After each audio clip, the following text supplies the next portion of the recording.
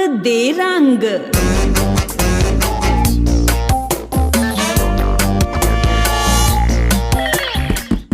नमस्कार दोस्तों, कंग दे रंग में एक बार फिर से आपका स्वागत है। मैं हूं कुलविंदर सिंह कंग। आज मैं बहुत ऊंचाई से इसको शूट कर रहा हूं। पीछे आप दृश्य देख रहे हैं और हमें यूं ही अपने मोराल को ऊंचा रखना है, जैसा इस बिल्डिंग से पीछे मेट्रो की बिल्डिंग दिखाई दे रही है। कोरोना के केस दिन प्रतिदिन बढ़ते जा रहे हैं, लेकिन क्या किया जा सकता है। कहते हैं ना, दिए की लो जब बुझती है तो फड़फड़ाती है। हो सकता है कि अब ये अपने अंतिम समय पर हो। और चलिए, इसी बीच हमें डिप्रेशन में नहीं आना, हमें अपने दिल पर किसी बात को नहीं लेना और हमें कोशिश करनी है कि जो हमें बताया जाता है उसका पालन करें, हाथ धोएं और बचकर रहें भीड़ भाड़ से। लेकिन हंसी से नहीं बचना चाहिए। हंसी तो आपके जीवन का एक महत्वपूर्ण अंग होना चाहिए, तभी आप इस डिप्रेस से, इस तनाव से, इस अवसाद से लड़ सकते हैं।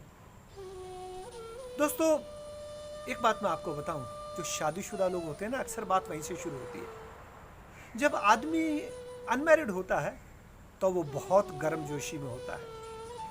शादी के कुछ दिन तक बाद वो मदहोशी में रहता है और उसके बाद सारा जीवन वो खामोशी में रहता है।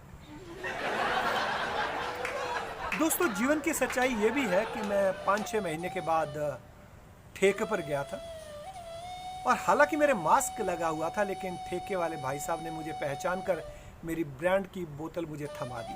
क्या बात है, बड़ा फख्र महसूस हुआ। ऐसा लगा कि सारी जिंदगी में हमने सिर्फ यही कमाई की है। दोस्तों, बचपन में हम लोगों को माँ कहती है कि तुझे कुछ समझ में नहीं आता। शादी हो जाती है तो बीवी कहती है आपको कुछ समझ में नहीं आता। जब बच्चे बड़े हो जाते हैं वो कहते हैं आपको कुछ समझ में नहीं आता। अब ये समझने की उम्र कौन सी होती है, ये साला हमें समझ में नहीं आता। अब ये कोरोना का चक्कर ऐसा चल रहा है कि कोरोना जाने का नाम नहीं ले रहा और 5-6 महीने हो गए इसको यहाँ बैठे हुए। लेकिन अब कोरोना को फील होने लग गया होगा कि यार 30-40 हज़ार थे तब लोग मेरी बात करते थे, अब मैं 40 लाख से पार कर गया, अब कोई मेरी बात ही नहीं करता। ये हिंदुस्तान कैसा देश है। कोरोना का मुझे कल फोन आया था, बोला भाई साहब मैं तो परेशान हो गया हूँ इस कंट्री में आके। मुझे लगता है खबरों में रहने के लिए, ये मीडिया में आने के लिए मुझे भी सुसाइड करनी पड़ेगी। अच्छा, हम बात कर रहे थे शादीशुदा आदमियों की। जब नए नए शादीशुदा जोड़े को सब लोग कहते हैं लव बर्ड्स, तो जिनकी शादी को बहुत ज़्यादा साल हो गए हों और वो लड़ लड़ के दुखी हो गए हों, क्या हम उनको एंग्री बर्ड्स बुला सकते हैं? ऐसे आजकल के बच्चे बात करते हैं 3G, 4G, 5G। अरे हम जैसे लोग जो रिटायर्ड है ना, जब हम स्कूल में पढ़ते थे हमारे वक्त में ये सब कुछ नहीं होता था। 3G, 4G, 5G हमारे तो होता था गुरुजी, माताजी और पिताजी, और एक लपड़ पड़ते सारा नेटवर्क वापस आ जाता था।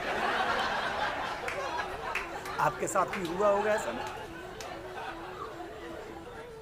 हमारे पड़ोसी कोरोना से बचने के लिए बहुत ज़्यादा काढ़ा पी रहे हैं, सुबह शाम कई चीज़ें मिला मिला के, कुछ आयुर्वेदिक, कुछ बाबा रामदेव का, जिस जिसका मिलता है वो काढ़ा पी रहे हैं। मैंने एक दिन पूछा, ये इतना काढ़ा पी रहे हो, आपको इसका कुछ फ़ायदा हुआ, इम्यूनिटी बढ़ी? बोला हाँ पाजी, बहुत फ़ायदा हुआ। पहले जब हम यहाँ भी लड़ते थे ना, तब 1 घंटे में हमारी सांस फूल जाती थी। अब आराम से हम 5-6 घंटे तक लड़ सकते हैं, कोई फ़र्क नहीं पड़ता।